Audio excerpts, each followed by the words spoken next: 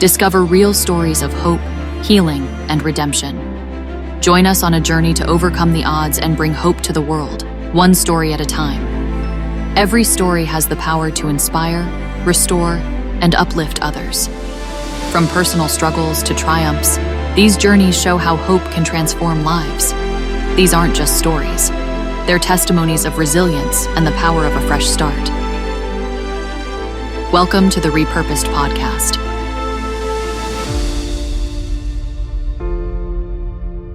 Hey everyone, welcome back to the Repurposed Podcast. I'm your host, Hannah Christine Fell, and today is a very special podcast because I have my longtime friend, my college roomie, Madalyn Ingram here from Tennessee. Aw, Welcome to the podcast. I'm glad to be here. Well, after I sent you, I was so excited. You sent me back. You went above and beyond for this. And I'm just, first of all, very grateful. Oh gosh. You have taken the time, but everything you do, I feel like is top notch. Oh, well, But- thank you. Well, you're welcome. But I always send out like little kind of background questions just to kind of get the conversation started, to figure out what direction we want to go in. And you not only answered them, but you like specifically detailed in a way that really, I think for me and my type A brain worked really well. I'm type A right there with you. But you know what's funny is we were both in college, but we were in creative majors Mm-hmm. because you were interior design Mm-hmm. and I was apparel design. Mm-hmm. Yeah. So, but yet we're still We're on pretty the- type A though. I know, but we're on the same wavelength. We are on the same wavelength and that's why I love you. Yes. But I'm so excited to have you on because I think your story is absolutely incredible. And it's not always an easy story. No. You've been faced with some loss, some hurt, Mm-hmm. but you're a bad bee Oh, and have made it through it. But just the process of what you've gone through, how you operated in those moments and how you've come out of it and still coming out of it. Because I think Mhm. healing and repurposing is a continuous process. It's like we're never done. No. Even if we don't experience heartache or loss, Yeah. we're still always repurpose, or we should be in a state of bettering and repurposing ourselves. Yeah. I think anybody, not just someone who's gone through some of the things I have. I mean, you're constantly evolving and trying to grow no matter what stage of life you're in. So, Yeah. And I think that's sometimes where we find that we outgrow friendships yeah. or people when, you know, we're trying to grow, but Mhm. maybe not everyone's on that same path of growth and, you know, and that's fine. That's their own path. But it's just, Exactly. I think that's what I've kind of noticed in life. And I think that's why you and I are still friends because we still value the friendship that started from college, but yet we've kind of been able to really grow into who we are. Yeah. Everybody's timeline's different. It is. Yeah. Well, okay. So there's so much good stuff here. And I was reading through and I was just like, I mean, a lot of this I knew because Right. I met you, you know, we were 18, I guess, 17, 18 when we came into college. So I was but I've been caught up to date with a lot of Yeah. I was actually really curious if there was anything you didn't know that I didn't know. that I shared. Well, so some of your other family members Uh-huh. that had struggled with cancer, Yeah. I didn't know about all of them. Now, I think recently I found out I'm talking to your mom and stuff, kind of giving me a rundown of some other people in your life that had been touched by cancer. Yeah. But honestly, I feel like I knew a lot of this stuff, but I feel like the way you expanded on it really kind of fulfilled it all like it kind of put it in color for me. Brought it all home. Yeah. Yeah. Because I Yeah. knew some of this I knew a lot of it, like a lot of the background, but I think some of these you really went into detail. And so that was more helpful for me to understand the process of like everything you went through, the weight of it, Yeah. so that you could really like respect the outcome Right. and like where you're at today. Yeah. Definitely Um, a process. Definitely a process. So, okay. I think that what we do, like usual, I kind of go back to the start. Yeah. Tell me a little bit about like your childhood, where you were from, a little bit of your family dynamic, just kind of set the stage for us. And then from there, we'll kind of build it. Yeah. So I was actually born just outside of Atlanta. And it was me, my mom, dad, and my sister. We had a pretty average family dynamic. My dad went to work every day. My mom went to work every day. At one point we moved, but we were still just outside of Atlanta. And my mom actually worked at my school. I had a very supportive family. We were, middle class. And then my dad worked for Boeing. He ended up getting, it wasn't called that at the time, it was called something else, but he ended up getting transferred to Huntsville, Alabama. And that's where I really feel like I grew up. And then it's kind of crazy to think about now, but I moved to Franklin, Tennessee about 15 years ago. But That's wild. I know. I've lived there that's longer crazy. than I've lived anywhere else now, which is just, I couldn't believe that. But I mean, my upbringing was pretty normal. I mean, we had some, like, like every family has their stuff. Like just, I had an older sister. We fought like sisters do, but we also had a really good friendship and protectiveness and support. Like, throughout our family, but especially between me and my sister.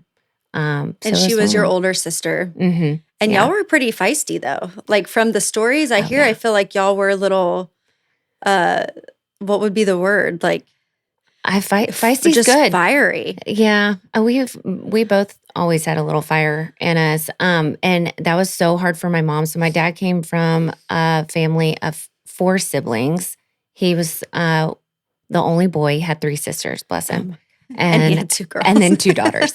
And then my mom was an only child. And so she thought, she's got these cute little girls and she never had siblings. So she doesn't know how siblings argue. And we fought like boys more than girls. So. And I don't know if this is something I should bring up, but I think your mom told me, was it you or Meg that used to bite people in kindergarten? Oh, God. That was me.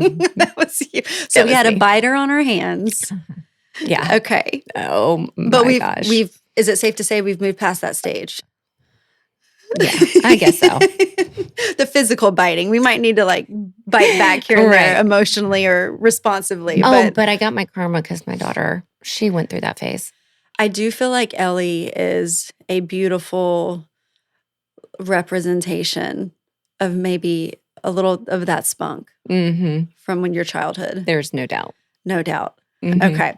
So I love that. I just had to, sorry, Miss HJ, you told me. I just had to share that.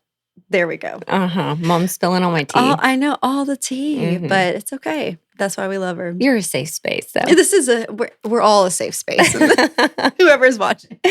Okay, so older sister, mom and dad, settled in Huntsville. Yep. At least would that be like middle school, elementary, so high school? We actually moved on my 9th birthday.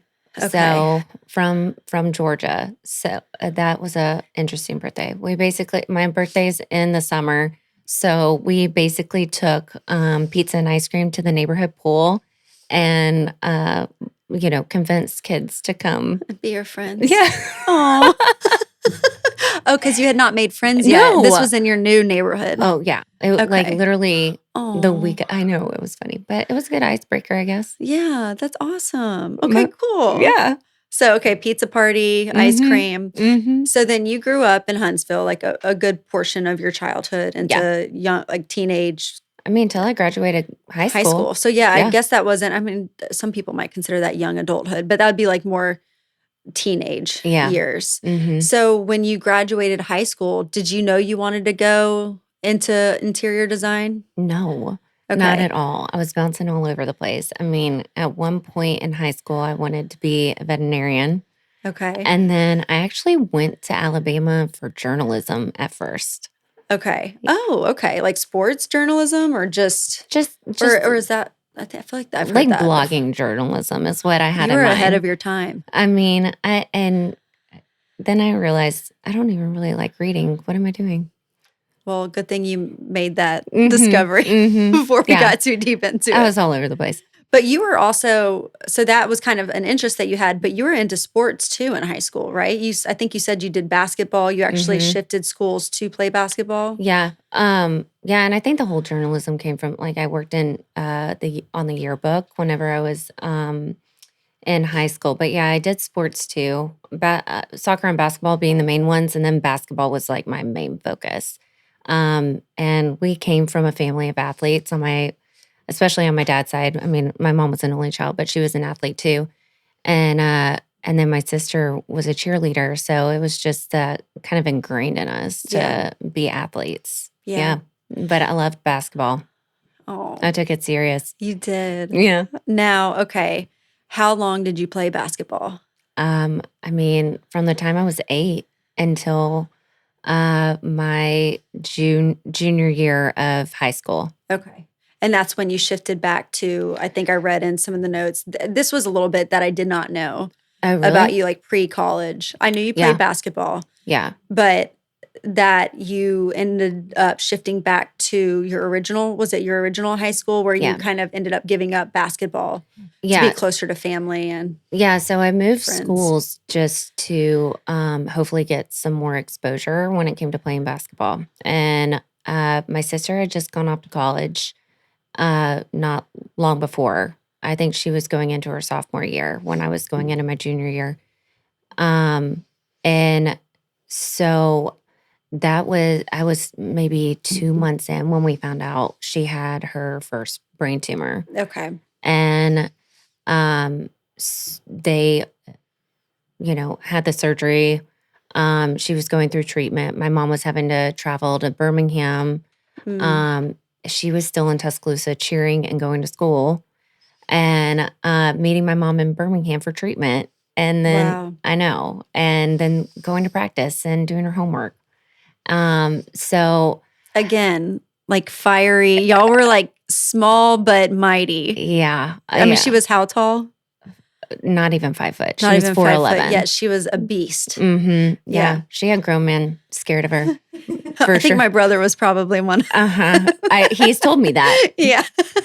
Um, Oh my, and I can't wait to talk about that because that's actually how you and I became introduced. Yeah. Is through your sister and my brother. Yep.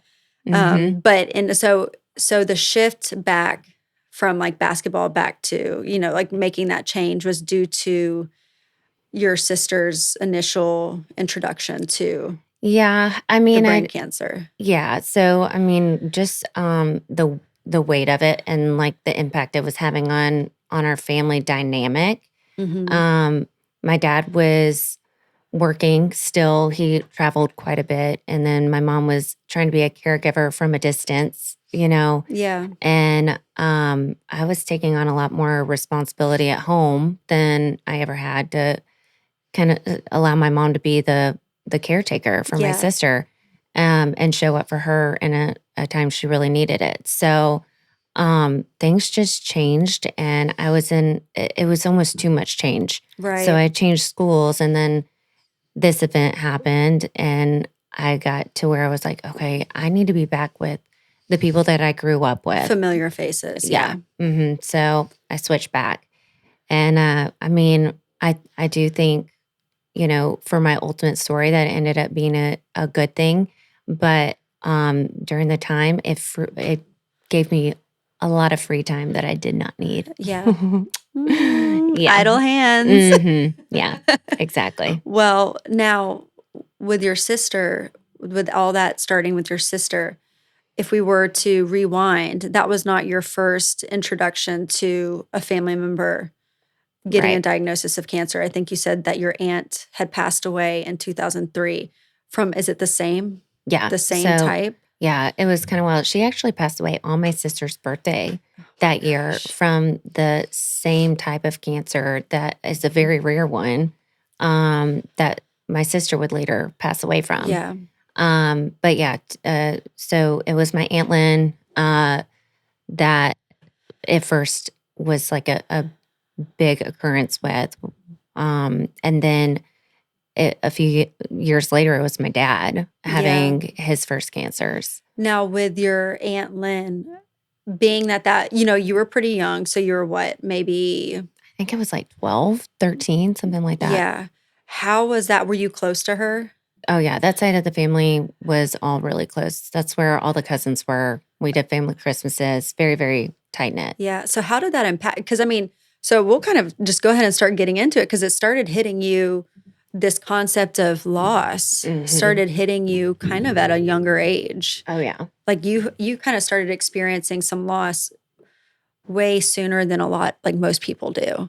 So Right. how was like at that age, as your first probably significant family member or someone you loved and knew passing away from something like that? Like how did that impact you? Were you able to fully kind of understand what happened? No, I mean, not entirely. And there were some other things that were kind of woven into that. But it was, I feel like the biggest takeaway from that was starting to recognize how everyone is affected by loss differently Yeah. at different times, you know? So, I, um, just watching all of my cousins and my grandparents, her parents, and my dad, her brother, and her two other sisters, and how everybody was reacting differently to that loss.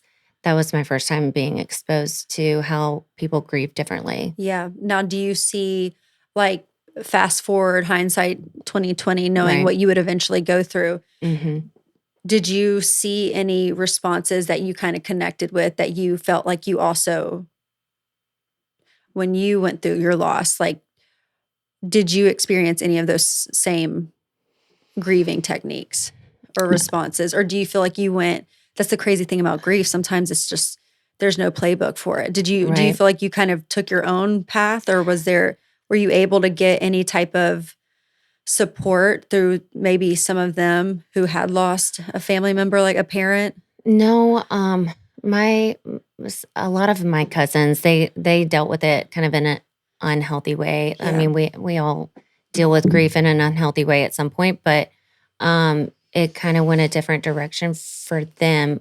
But what I do think it did was I was able to. I was so young when that happened. Mhm. And young minds, developing minds. I mean, I didn't really know what to take away from it, but I do feel like whenever I went through the loss of Meg, that I was able to identify quicker, like, oh, we're just all grieving differently, Yeah. you know? Mhm. It- I think I mentioned this to you earlier. Like, there's the stages of grief, and you think you're supposed to go in that specific order, Right. or that when you're done with one, you're done with it. And you automatically And move into the the chapter of the next next one. Yeah. And that's just not how it works. I Right. mean, it's, you could go through the stage of denial for however long, and then you go into anger, and then you circle to sadness, and then you're like, okay, well, I don't want to stay here. This is uncomfortable. I'll go back to denial. Right. And, that's comfortable for Yeah. the moment, So you may circle back to some of them. You Like, might you're not visit them quite done. multiple times. Yeah. Yeah. Yeah. So, I think that was, and like where people start in their grief is always different. Like, I feel like for me, after losing Meg, it was, I feel like it actually started a little bit as denial first. Yeah. And then it was anger. And I feel like for my dad, it was sadness right away, Mm. and for my mom, I feel like there was some denial for her. I feel like she was trying to be very stoic Mm. through that process in the beginning, and she was still so used to being a caregiver. She was trying to, be there for me and my Right. dad. And then, so we all like started off in a different place. Right. Oh, and I know we'll kind of talk about that some too, because it's like those are the people who understand what you're going through the most, but yet Mhm. they're grieving in different ways. So how do you Mhm. meet in the middle and be that support for each other, even though y'all are at different stages of the grieving process? Yeah, I mean, we collided a lot. But I one thing that my family has always done well, and I know you've heard this 500 times, but is to lean in. Yeah. Like, whenever you can feel, okay, we're all at the edge and we know we just collided. You may need some space, that's fine. But you need to come back and lean in. And we Yeah. always found a way to come back together Yeah. through that. So Well, and that's even something, and I've loved that concept of leaning in ever since I first heard your dad saying it. mhm. And I remember taking it back to Scott and being like, what an incredible just way of living life with people that you love. Because there Mhm. are going to be times, like you're saying, you're going to try to be processing things on your own. You may kind of take some space, take some Right. steps back. But what's important is that before you completely just sever a tie Mhm. or destroy the bond, you Mhm. lean in. And you Mhm. don't even want to get close to that. You should always keep that mindset of leaning in, but just knowing that those are your people Mhm. and you're going to get through things probably quicker and easier or smoother, I don't know, or more supported by leaning into those people I that would you can definitely, trust. yeah, I would definitely say more supported.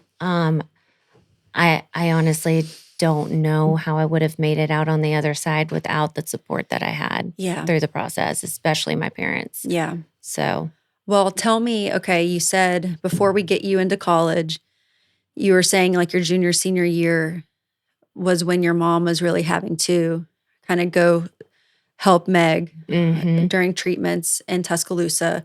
Mhm. Or was it Tuscaloosa or Birmingham, you said? So Meg was coming from Tuscaloosa. She was coming from Huntsville. They met in In Birmingham. Birmingham. Yep. And then your dad was traveling a lot. So were you at home on Yeah. your own a good bit No, or? I mean I was home more than I had been on my own. Mhm. But there was still someone always there at the end of the day. I mean, Dad kind of backed off some of the travel, and they found a way. Yeah. They weren't about to leave me high school. Unattended. No, they knew better. How did that for you? Like I know you said you just kind of knew that was what Meg needed, but do you feel like you experienced, was that hard on you? How do I say this? Did that affect you in some ways? Like not Yeah. having that normal dynamic of mom and dad being there? Yeah. I mean, I've always had some piece of like independence since Yeah. I was young, but it definitely like forced me to be independent at a time that I didn't want to be. Right. And but that was kind of what was needed in the moment, Yeah. And so yeah, I mean, I was doing a lot of the family cooking and the Christmas shopping and, Mm. cleaning the house, like taking on some of those roles that not a lot of 16, 17-year-olds are having to do on a Yeah. regular basis. So were there any thoughts you had while you were on your own, like being that you had more time to kind of process this change to the family dynamic? Like, did you struggle with, like, was there some like, I know for me, if I'm stressed and I'm left on my own a lot, like you have the time to like really dwell and think on these things. Did you Mhm. struggle with that? Like kind of having to make sure your mind was in a right place, not going down any rabbit holes or like, I mean, how was that for you? How did you keep yourself busy and were you able to keep yourself in a good headspace? No. I mean, there were like as far as taking on some of the extra roles at home. I mean, I there was some pros to it of like of establishing some of that independence right before I'm about to go off to college. Yeah. That's not all bad, but there was also uh, an element of you know I wasn't playing basketball anymore. Yeah. And I was still working, but I was getting into a little bit of trouble. A little bit of trouble. Yeah. Okay. Yeah. So I just, and that's every single person in my family stays busy. Like Yeah. we're always doing something. And so when you have a little extra time, it's like, what should I do? I'm going to do something, but I'm it's gonna just do- whether it's Yeah. positive or Yeah. a distraction. Yeah. And I was also, around this time had like my first serious boyfriend. Okay. And then there was a moment my senior year that I decided, I was like, you know what? I'm moving out. Me and my mom were colliding a lot Yeah. on the grief. And I was like, I'm taking on all these responsibilities. I think it was over curfew. Like I had the to be- argument, like, yeah. or the butting heads. Okay. Yeah, this particular one, like where it went sideways. And I was like, I'm having to do all this stuff at the house. I'm grown, Right. you know? I'm like, I shouldn't be told when to be home. And so I was like, I'm just going to move out. And I left for a few weeks. So how did that go? Did you stay with boyfriend? No, I was Okay. sleeping on the couch of a friend's house. Okay. And it was awful. But I was like so stubborn. Right. So stubborn. I mean, what are you doing? And looking back now at age whatever, you're thinking like, homegirl, you didn't, you did not know anything. You're not proving any point. Yeah. Except you have a bad back from sleeping on a couch Right. and you want your childhood bed back. Yes, exactly. It was interesting, but it was definitely a learning lesson. Yeah. So, well, okay. Let's kind of take a little bit of time to talk about Meg, because I think, obviously, really that's kind of the timeline that follows from your aunt, you being junior, senior, just the timeline of life. mm-hmm. So, and then coming into college. So Meg needed help, medical attention Right. towards your junior, senior year. She had gone to Alabama, and that's Mhm. where she was cheering Mm-hmm. when she found out that she had cancer. Right. And so then that's how you and I met, because Mm-hmm. her freshman year and my older brother's freshman year, Mm-hmm. they cheered, Right. and they were actually stunt partners. They were paired together. Yeah. Yeah. And so that's how we came to know the Ingrams, Mm-hmm. you and your family. Mm-hmm.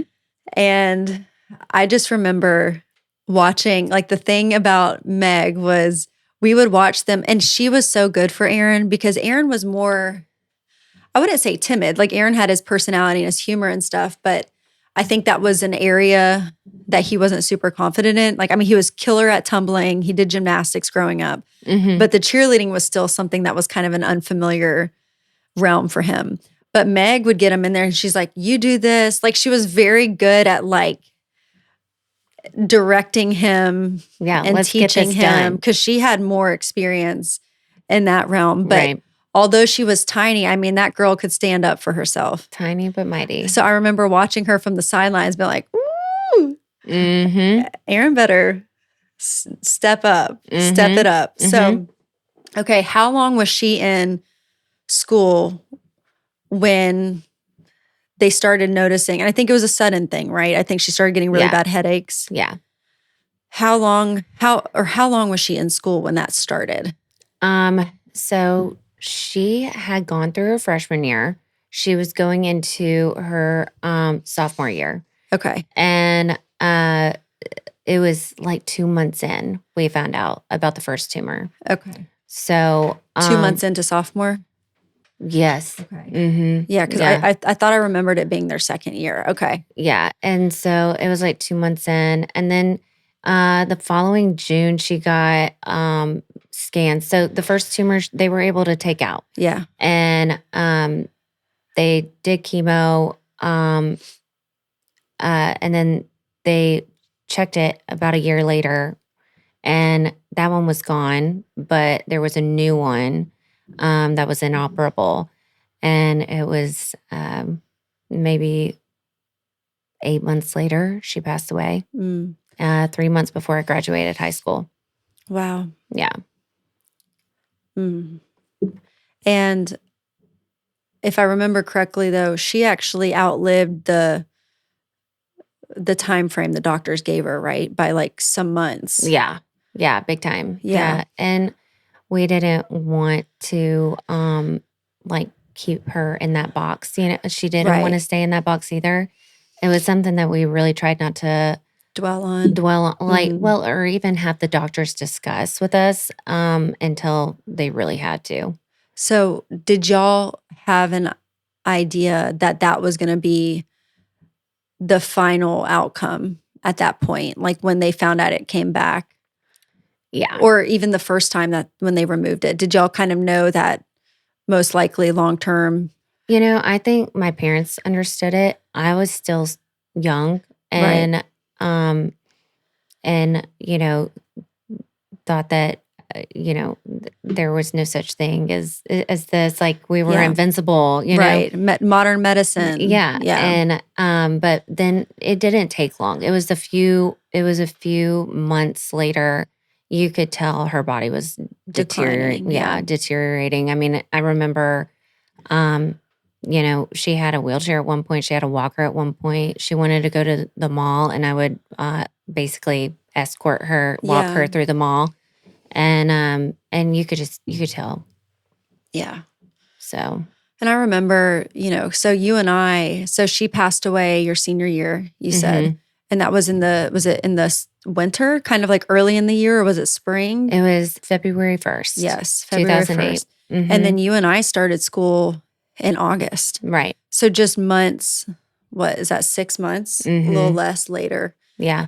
that you and I, started school together. And it was so sweet because we were able to kind of pick up that friendship and relationship I think that Aaron and Meg had. But we were kind of able to do it on our own. And it was a blessing because I was coming into a school where I didn't really know anyone, but yet I at least had that connection, even though you and I didn't really know each other much at that point, I don't think. And I remember your mom, I think it was probably towards the end of fall semester, which I don't think, did you finish out fall? I think you left just before. Just before it ended. Yeah. And I remember your mom, like it was just, it's obviously a really difficult season that you probably, it's hard for you to look back and see a bright spot in. Yeah. But I just remember like being able to spend time with you and your mom and just hearing some incredible stories that your mom told of like some of the final days of Meg. Yeah. Almost miraculous stories of like things she saw, or like, when Meg, she was, I guess, in the hospital, like just visions she saw and just how y'all were able to come together, and that it just, y'all's family has always made such an impact on me because even though, like you're saying, there was some colliding, obviously there was some hurt, different processing of grief, I feel like I could always look at your family and see where y'all leaned in.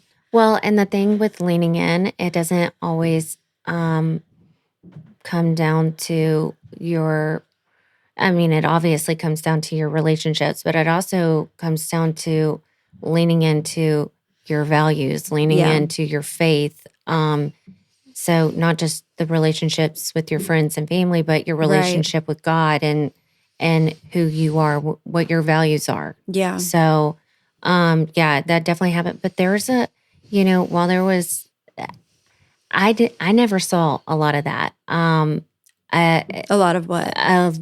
Mom was the one that saw Meg go through some of those visions and things. But going down to Alabama after that loss was a lot. I mean, all of my friends, I was already accepted at Alabama, and a lot of my graduating class was going down there, and everybody was going down there to celebrate their freedom and have fun and like, yay.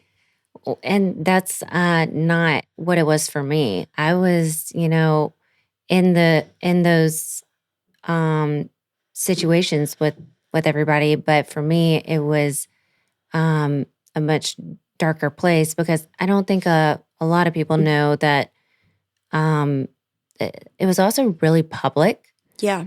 And so with her being an Alabama cheerleader, I mean, I think it even made it like nationally at one point. Like, and so when I got down to Tuscaloosa, looking back now, I can kind of see like, okay, there were other factors that were playing a part in it as far as I got really sick. I don't know if you remember that, but I got really sick at one point. Um, and then all these, the grieving was happening. And I kind of felt like I was living in the shadow of it because it was, Yeah. oh, you're Meg's sister, Right. and I felt like I was kind of losing my identity, Yeah. and I couldn't get out of the shadow of it to process it down there because we were supposed to be down there together, Right. And, it's kind of, it's like probably hard to explain it, but it's almost like you want to remember her. You want to Yeah. honor her memory and the fact that you're coming into a school that she was at and kind of paved the way to a degree. But yet at the same time, like you're saying, you're in her shadow almost where you're not able to really go in.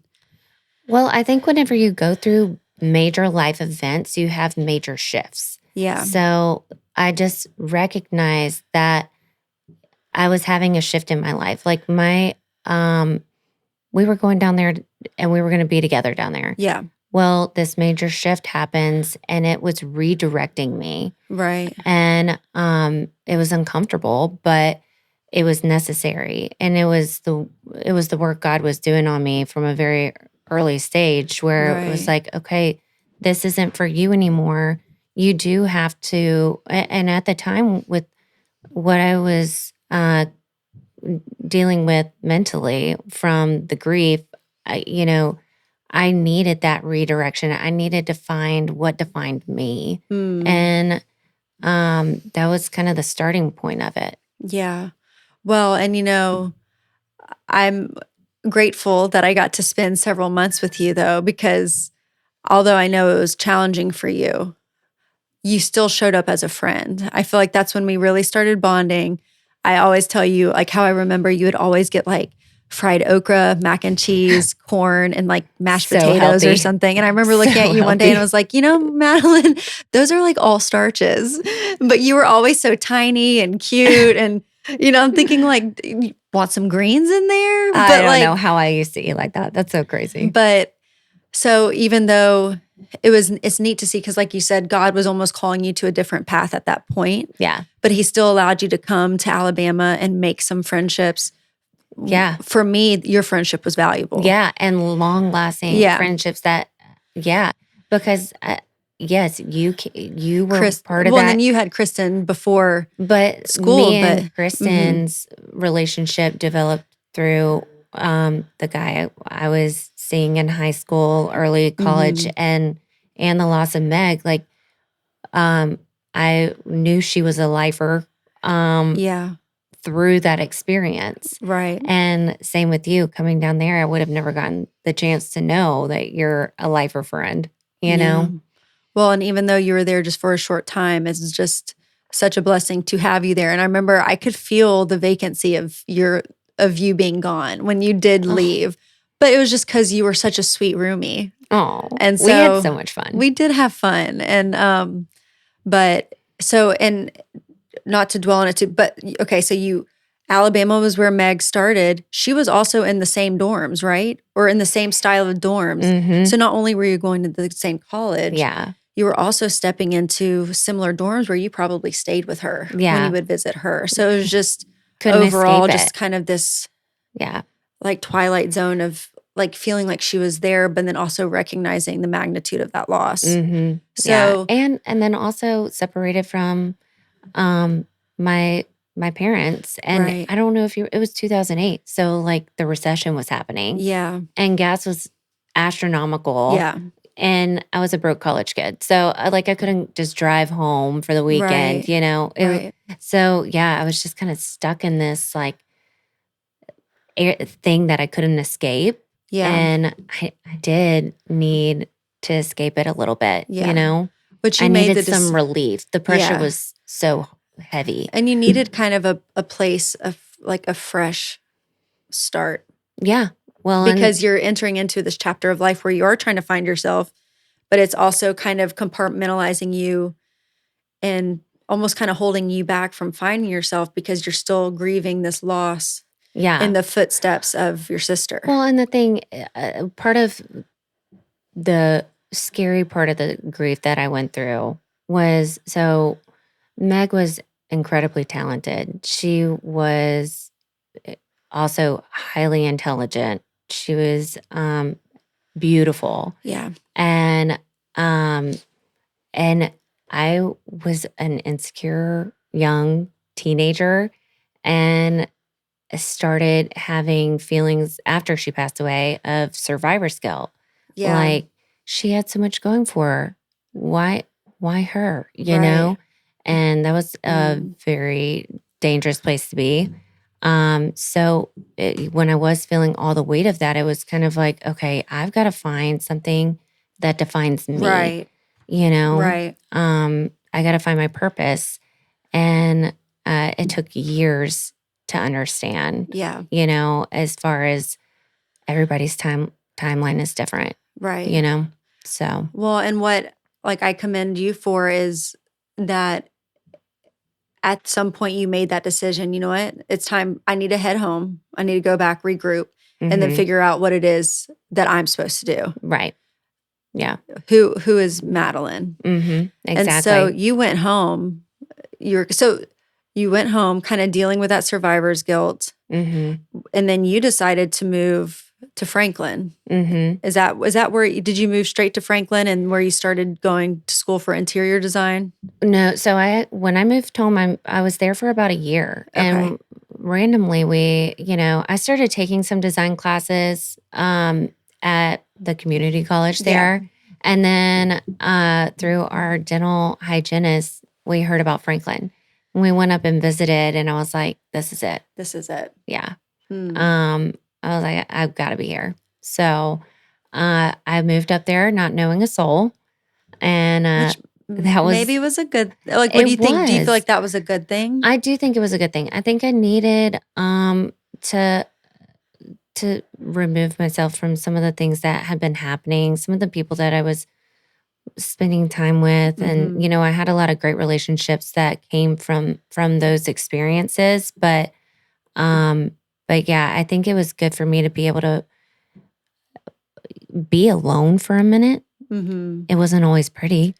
There were times where I was having to sit with myself Right. and figure things out, and later ended up having to do that again. So Yeah, I feel like just knowing your story and like reading through some of these life events that have happened, I feel like you have had the opportunity to go through a few stages of repurposing, like Mhm. regrouping and repurposing. mm-hmm. So this is probably the first one where you left what you initially thought was going to be your future, at least for the next 4 years, Alabama with your sister, Right. took a step back, took a year at home, Mm-hmm. ended up moving to a place that was totally not familiar, Mm-hmm. no one you knew, to kind of say, all right, who am I? What am I doing? What are my interests? Yeah.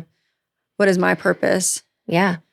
And that was kind of the start of probably this next season that you entered into. Yeah. Well, I think that's the thing with grief is people aren't always super patient with it. Yeah. And sometimes it does take years of evolvement.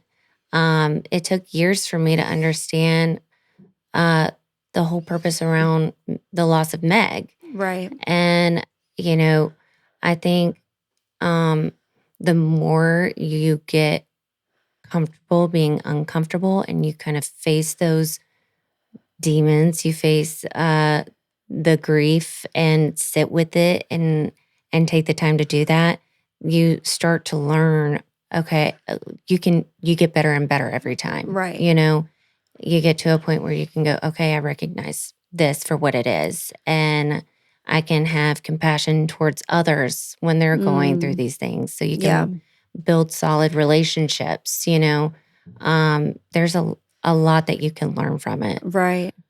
Wow. Exactly.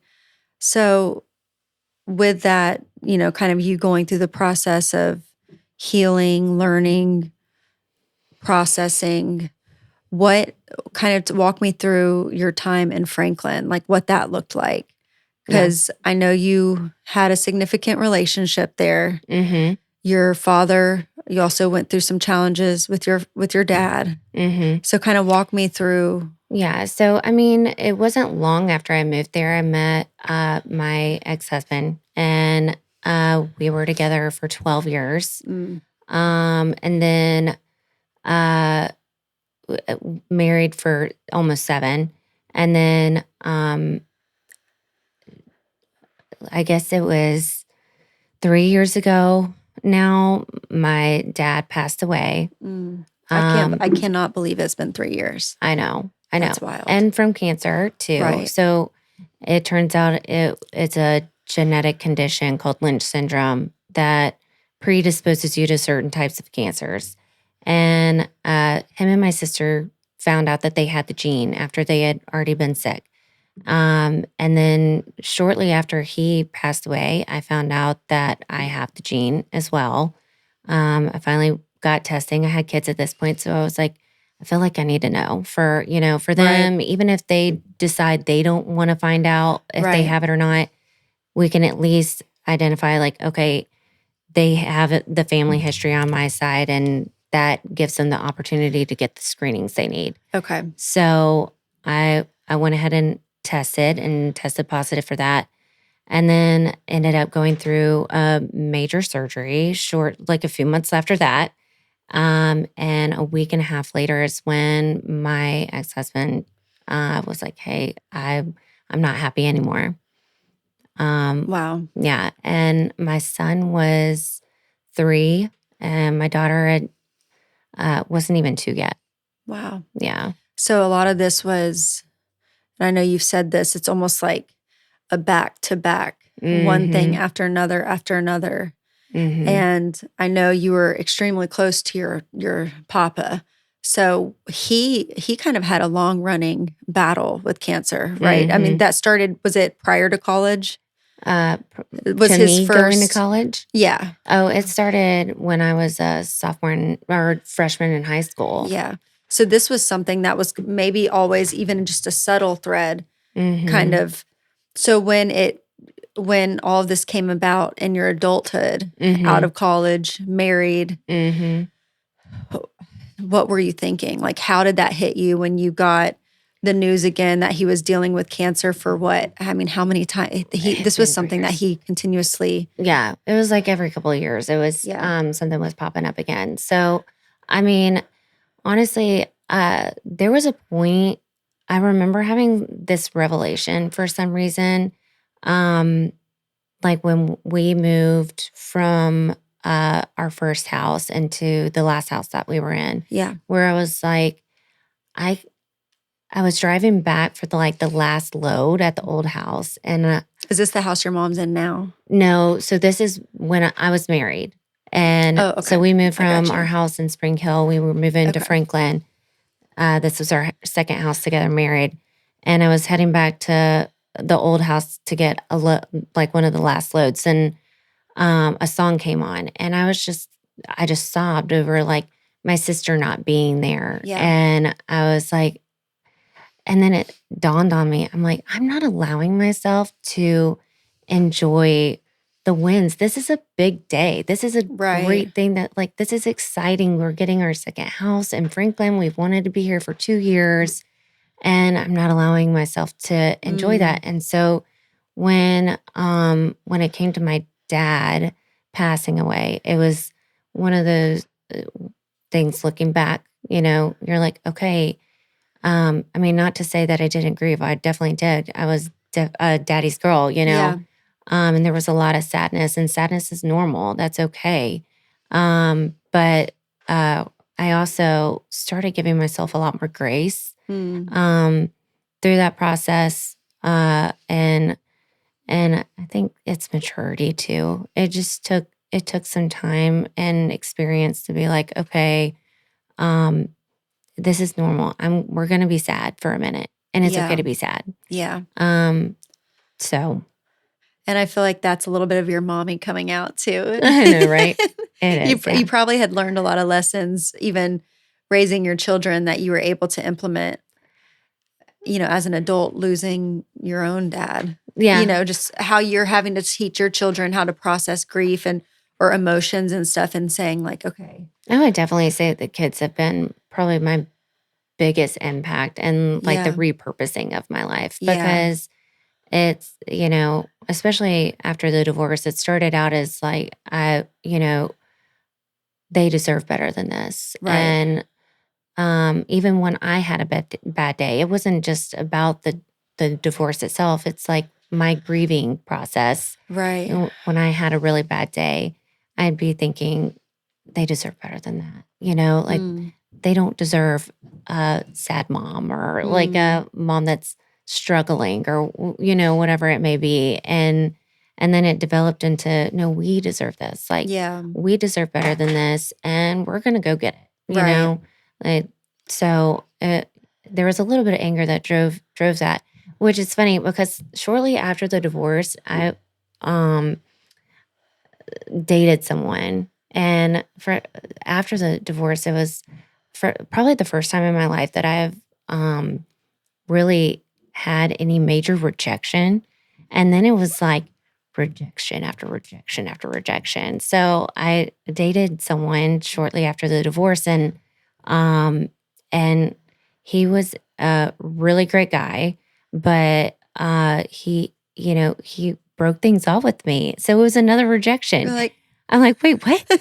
And but he introduced me to, so you start to learn like through these experiences, like, okay, what did that person or experience? What was mm, God trying to teach me through that? yeah, And I mean, so this particular person, they introduced me to this book called Voice of the Heart, and it talks about the core feelings yeah. and I'm gonna write that down. the shadow side of it, and the benefits. So pros and cons of like there's a good side and a bad side of the feelings, like Yeah, positive and negative, and you can deal, or you can say in a healthy, unhealthy way. And he also introduced me to a small group that um, I joined that was instrumental in my um, journey to get to a better mindset. wow. And Mm-hmm.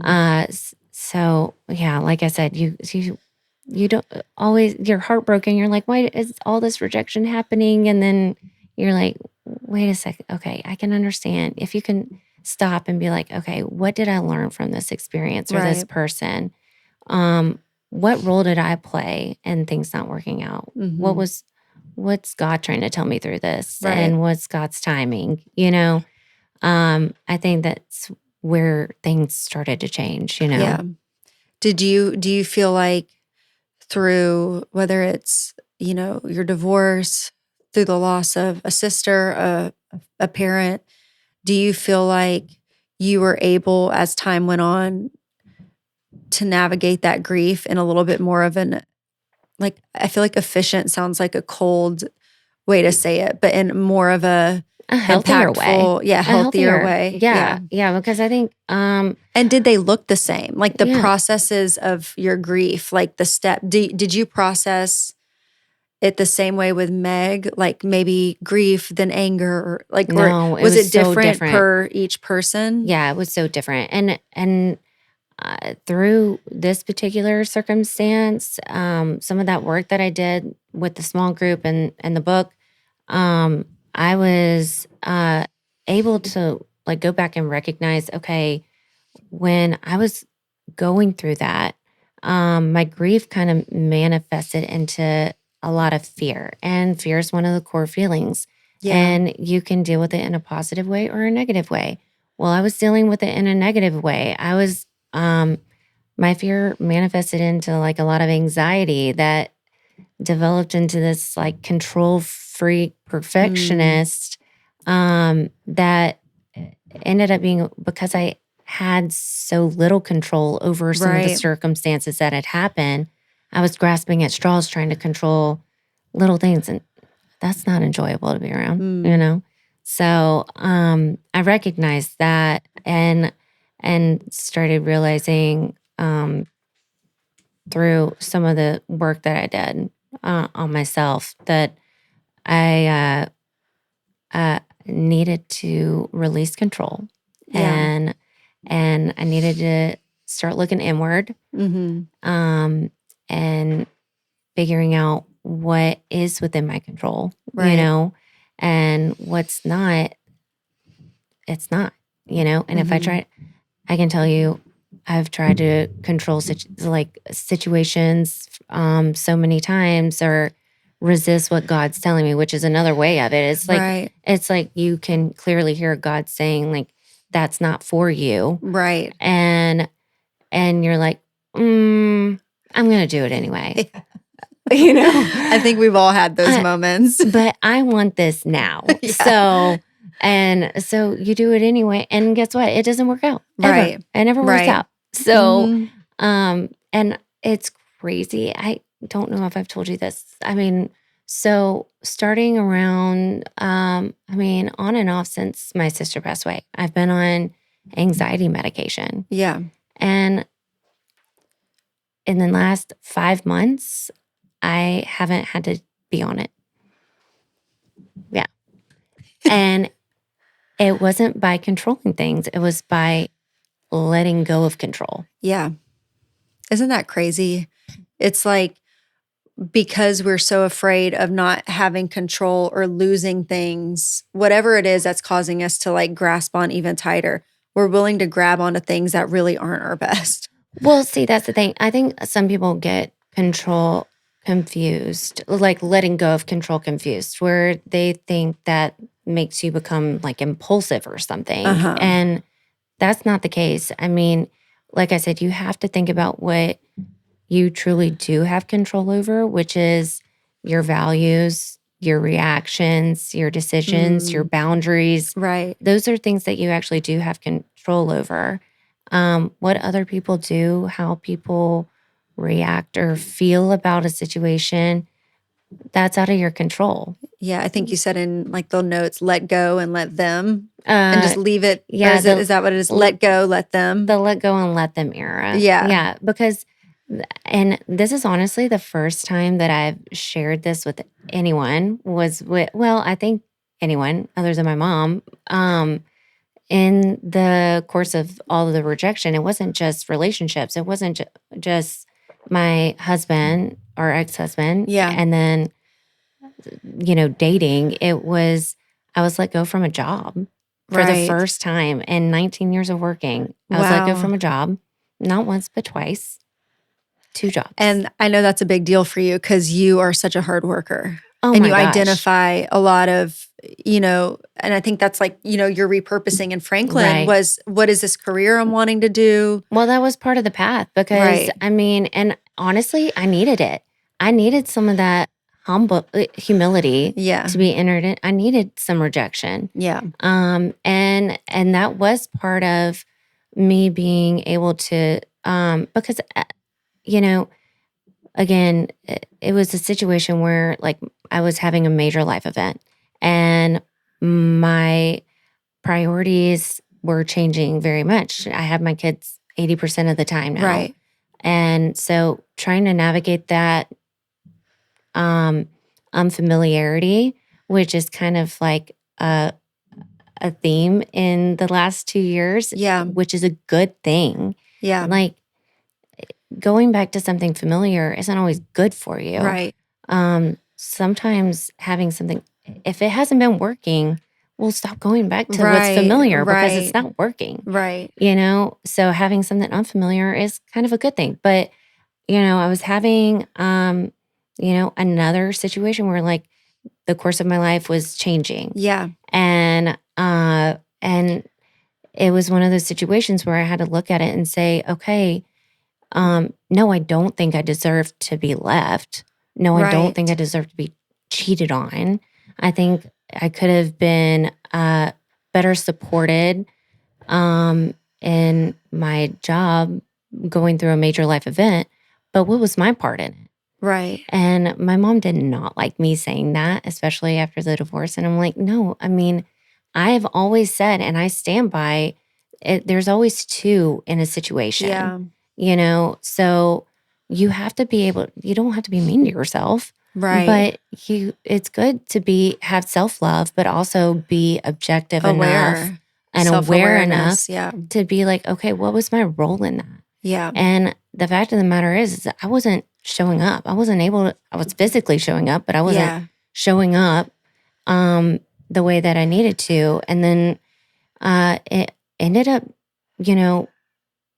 being a good thing. Like I said, I needed all that rejection. Yeah. Because whenever it finally came to a point where I lost the second job, things kind of lined up in a way that I was able to start my business. Right. And when you start a business, you're going to get a lot of rejection sometimes, especially with what I do in design and the market that I'm in too, that you're going to have some rejection. Yeah. You have to be able to hear people say, I don't like that. Right. Or I don't like that idea. Right. And be like, okay, I can see that. Yeah. That's their opinion. They're entitled to that. I can't control. They're wrong, but no, it's their opinion. Sometimes they are, sometimes they're not. And that's You're wrong, but I'll hear you out. And you know what? Just as importantly, even if wrong or not, let them. Yeah. Let them. Yeah. Let them have that opinion. Let them not be your client. Let them not be your friend. Right. That's okay. It's okay. Yeah. And that's where you're releasing control over the things that really, in the end, don't matter. It's not it's not what you can control. Right. Right. That you can make a difference in. You'll have, like, God will provide other business. Well, if God is releasing something from me, then, I've done it. I resisted what he has tried to tell me multiple times, and it does not work. Yeah. And then whenever, and I've tried to, but I'm not ready to let go because I was so used to so much loss. Yeah. So I would keep like, I need to be in this type of job. I need to be in a relation. I want this relationship to work with this person, friendship or not, something else. But you keep trying to make it work and it's not working. Right. Because God's saying that is not for you anymore. Let it go. I saw something recently, and I'm going to botch it. I think it was about, like, maybe Moses, or it named a few people in the Bible, but it was essentially saying, like, God will give you a preview of what your purpose is, but that preview is not where you remain. And I feel like you operate really well in, like, what would the word be? Like, you operate well in challenge.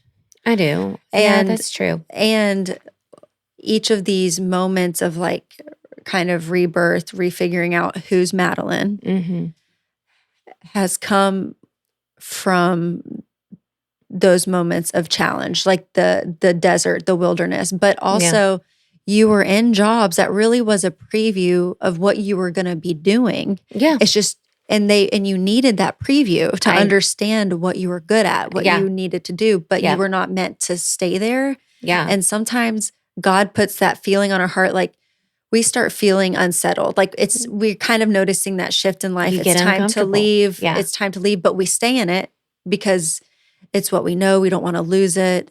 And you know it's what? It's stable. So one of the things through my entire, like all of this, is being able, like I said, it takes years and time, to be able to look back and be like, oh, that's what God was doing. Yeah.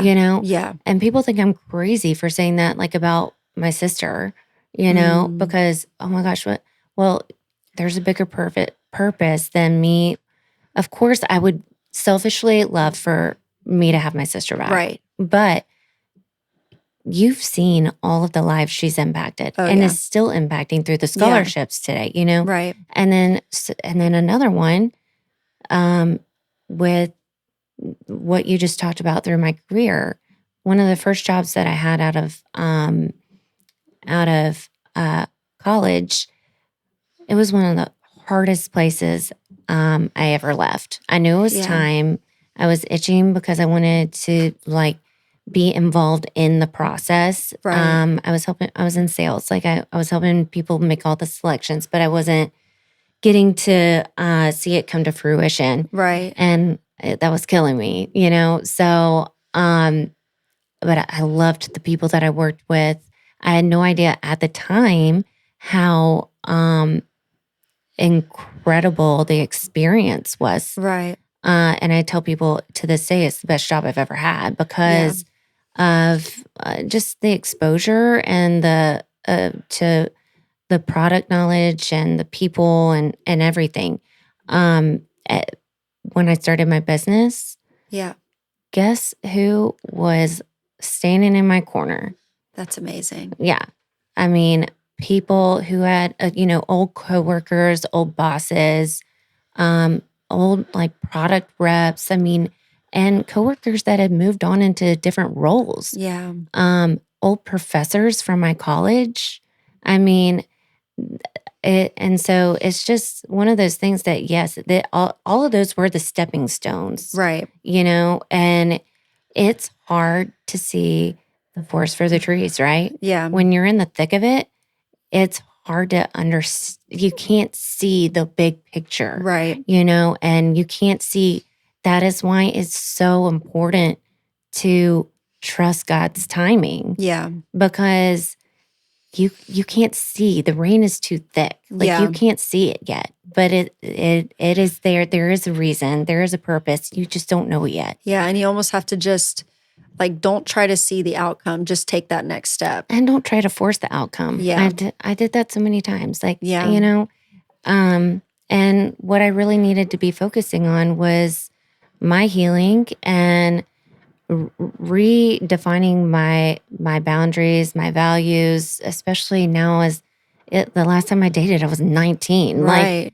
Like dating and like being a single mom at 30, almost Right. 35. Like it with 2 kids, it's totally different. Yeah. So I had to do some redefining. Yeah. Well, I want to talk about your kiddos, Okay. but real quick, tell me a little bit about your business that you started. Since Okay. you did, thank God for the rejection Right. that challenged you to sit down and say, what is it I want to do? Yeah. So you really kind of, not only were you looking at who is Madalyn, Yeah. you're kind of looking at like what and who do I want this new business to be Yeah. that was put on your heart. Yeah. Well, and that actually all happened because of someone that didn't work out too. I would have never started. I was encouraged to start a business with someone that's not in my life at this point. And, but it was a moment in the beginning where there was like, these, 2 sides. I didn't even know it was gonna happen through the process, but it did. Where, I was setting up my business and I was having to define, okay, well, what are my core values for my business? Yeah. And then it's like, wait, what are my core values for me? Wow. And I loved that part. Like that was the one thing when we were in the car talking, I was like, I love how you kind of had to sit down and simultaneously forming your business required you to form even yourself. yeah, there More was in a that, lot that went hand in hand. I mean, the rejection that I had experienced. Well, you're going to face it again through business, starting your Right. own business. You're going to hear things that you don't want to hear, Right. and another thing too is when you sit down with yourself and personally, and you're trying to figure out why things aren't working out. Yeah. Um, and and like I said, you have to figure out, identify what your role was in something. Mm-hmm. I mean, my mom told me at one point when I started the business and things were going really good at the moment. It's first year is like crazy, Yeah. but things were going really good at this particular moment. And my mom was like, "I'm so happy for you. Things are going so great." And I was like, "I can't think about what's going great. Right. I have to think about what's not going great." Like I Ugh. needed, well, and really, like it was kind of an objective mindset that I was coming Yeah. from. It wasn't like fear based or anything, Right. but it was like, I can't focus on what's working because it's working. Yeah. I need to Well, focus on it's a good what's point. not working because that's what needs improvement. Right. And then I was like, again, wait a second. I need to be doing that with myself too. Wow. I'm why does this whatever it may be, why is this still not working? Yeah. Oh, it's because I'm resisting and not being obedient to what God's asking of me. Yeah. And the thing is I'm still working on it. Right. Like you said, people We evolve all over are, time. yeah. And you're always growing. But the goal is to get better and better. Right. And be more self-aware and be able to identify it quicker. Yeah. And that was business too. The quicker you can identify an issue, the quicker you can make a decision and not just sit on it, the faster you'll be successful. Yeah.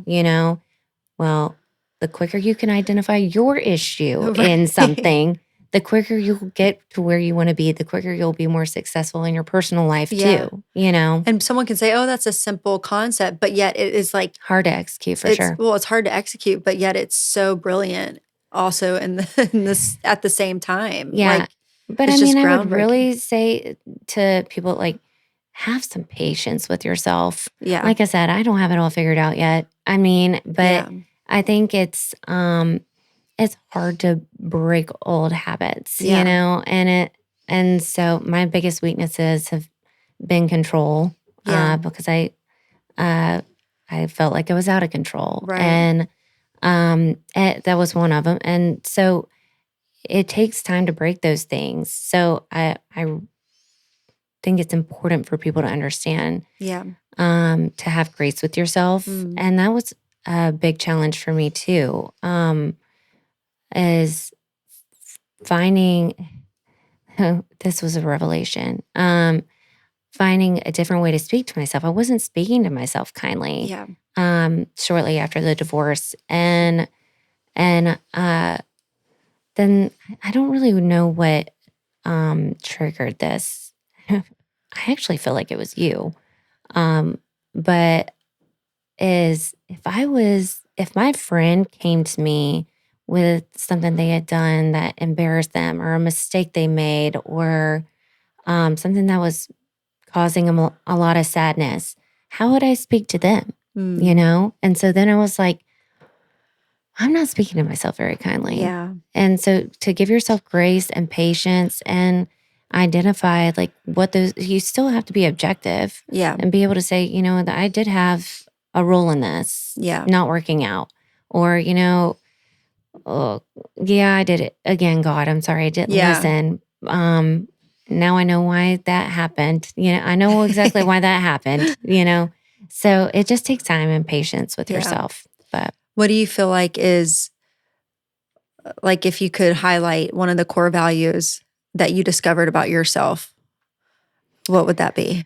Like The- one of your most like prized core values, one that um, means the most to you. I think it's going to be different every year. Yeah. Because like I said, growth is point. ever evolving. But I think this year it's boundaries. Boundaries. Mm-hmm. That's huge. Yeah. Yeah. That's a big one. Mm-hmm. Healthy boundaries. Yeah. What would you say for your company? Integrity. Integrity. Yeah. And so your business now is you get to do the full 3D almost design and build out process for homes, right? Or space, like you do interior design. Tell me a little bit about so what that looks like. Over the past year, I've partnered up with contractors and builders, and so they do the work. I do the selections. Right. But you're more face to face. You get to go to the job sites. Mm-hmm. You get to be a little more hands on. Oh yeah. And that's what my happy place. Yeah. So, yes. And now I've teamed up with a contractor that does really great renovations. Yeah. And I'll be getting to do some really fun projects through them. And now I think, let me see if I can find it on here. I have like all these pages because there was just so many good things. Right now, where you're at and currently in life, you are a business owner. Mm-hmm. And this kind of goes back to you and like your interest. You're on the historic commission board member. Yeah. So that's pretty cool.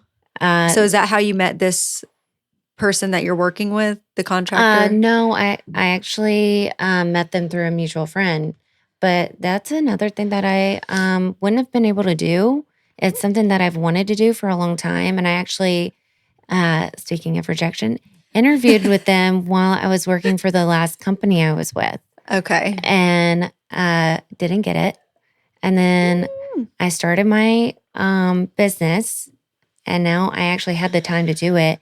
And the mayor reached out to me. Okay. Pays to know people. I was like, whoa, what That is is happening? so cool. And asked me to re-interview. I re-interviewed, and I got it the second time. How cool. I Yeah. mean, And that happened through one of my old professors too. She encouraged me to come sit in, and so it just started with me just sitting in on it. yeah. And then I nerded out on it and love it. Yeah. And I think that speaks to your work ethic. And I think one of your core values was what you said you were showing me on your phone from your website. Was it like customer relations or customer experience? Client experience. Client experience. Yeah. Mm-hmm. But that kind of, and I was like, well, but that's also kind of a core value of your life where it's relational experience. Yeah. The people who are around you, how do they leave? How do you leave them feeling? And obviously you created and stewarded these relationships in school and past business, like it's past work opportunities. Yeah. You stewarded them well.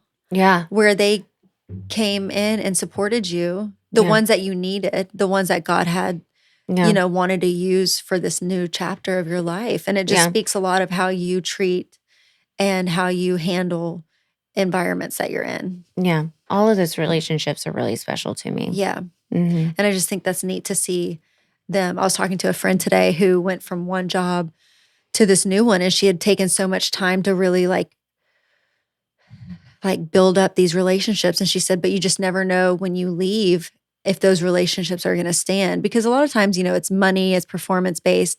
And she was so impressed to see those relationships stand and go with her in this new position than stay with the old company. And that's kind of the same thing with you. It's kind of it's so sweet to see when those relationships step up and support you in these new adventures that you go on. Yeah. Or you enter into. Well, when I started my business, I was like, those were things, those people that were coming up and supporting me, I called them God winks. I'm like, this is awesome. Yeah. Very special. Amazing. Well, all right, let's talk about the babies. Just real quick, give me so you're a mama. Mm-hmm. That is a part of your identity. It's not your entire huge identity, but it is a big, special part of it. And they drive me every single day. You thought I was going to say crazy, didn't you? So see, that's why you're such a good mom, because you weren't going to say that.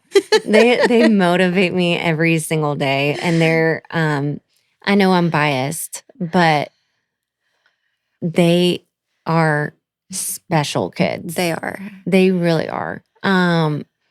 Jackson is, and he's your oldest. He's my oldest. He's 6. He's getting into activities now and actually getting serious about them. So he's playing baseball right now and has plans for other things.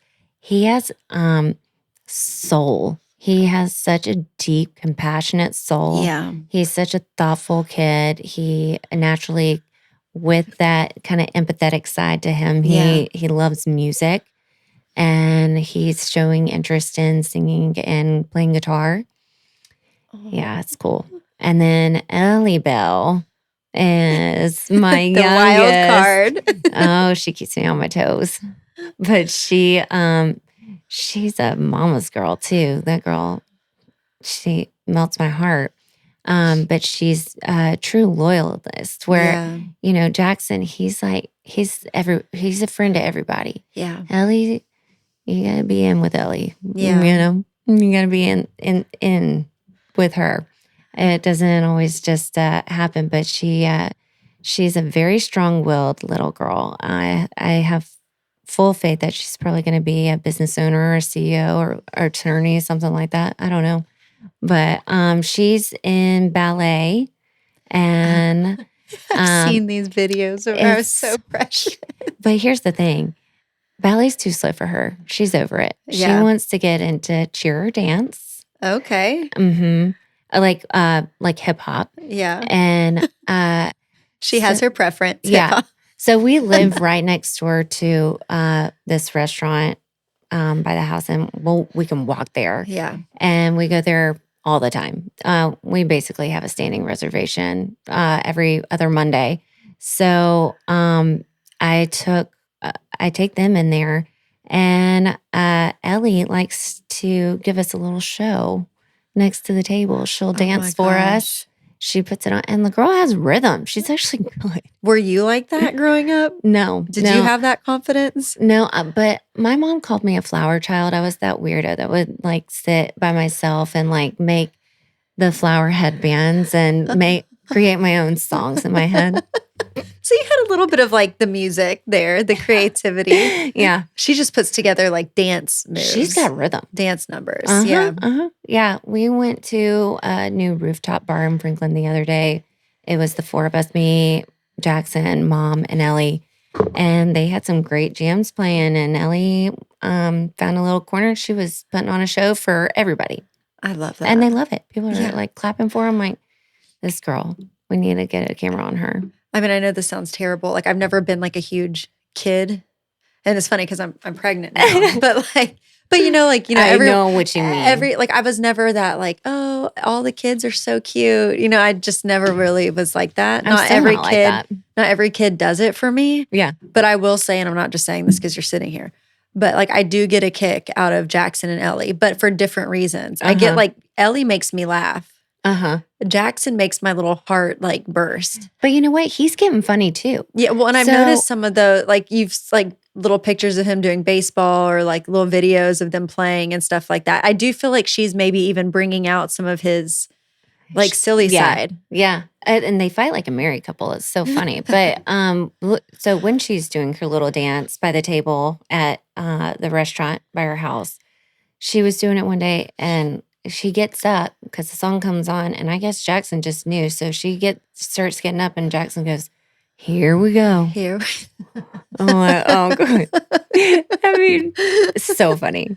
And he's like, man. And it's so neat having, like, I grew up with an older brother, so it's sweet seeing that Jackson gets to be that older brother. Mm-hmm. Even though Ellie's doesn't seem like she needs much, like, extra help taking up for herself. I feel like she's pretty bold, but she needs to be reeled in, and I'm glad I have the backup. Maybe that's the responsibility of Jackson to reel her in. Yeah, I'm glad to have the backup. So sweet. Yeah. Well, I love your kids. I love your mama. I love your papa and your sister.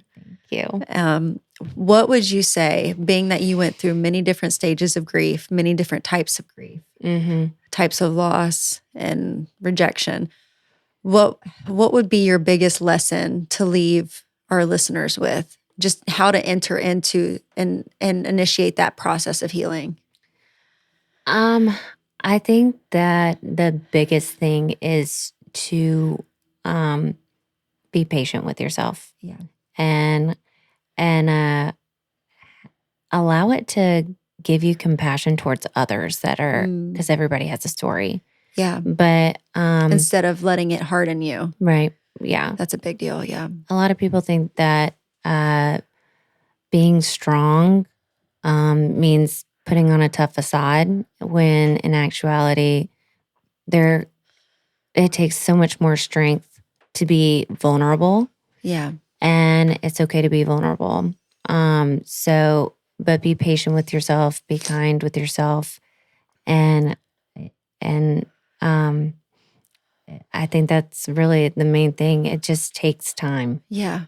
And there's no outline for how to process which stage comes first, just allowing yourself to kind of process it as it comes. Some of them may circle back. Yeah. Yeah. And that's okay. And that is okay. Allow yourself that time to sit alone with it and identify it and hear how God's trying to speak to you. Yeah. Because He will. Oh, He'll will speak through. Even if it's not what you want to hear. Yeah. That's a big one. Mm-hmm. Because even if it's not what you want to hear, it's still the best. Yeah. Yeah. Yeah. I feel like I'm those are the best friends though, right? That. Yeah. Yeah. Absolutely. Well, I love you. Love you. Thank you for coming on and sharing your story. And Thanks for I feel having like me. there's so much more detail and depth that we can go into. Maybe we'll come to you next time Okay. and talk to you a little bit more about some of those areas. But Yeah, come to Franktown. yeah, thank you for taking the time. Yes, ma'am. Now let's go get some Bottega. That sounds great. We'll see y'all later.